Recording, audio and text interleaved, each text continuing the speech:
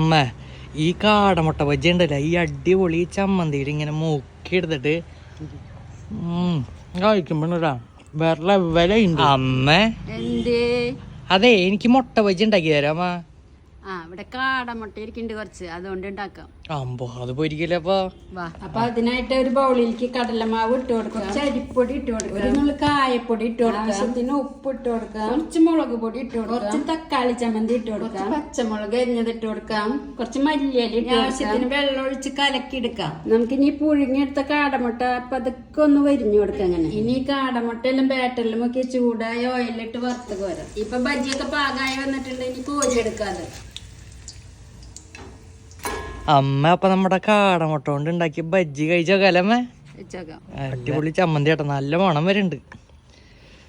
തക്കാളി ചമ്മന്തി അടിപൊളി, സൂപ്പർ ടേസ്റ്റ്. നല്ല ചമ്മന്തി കൂടി ആയപ്പോഴേ വേറെ ലെവലായി.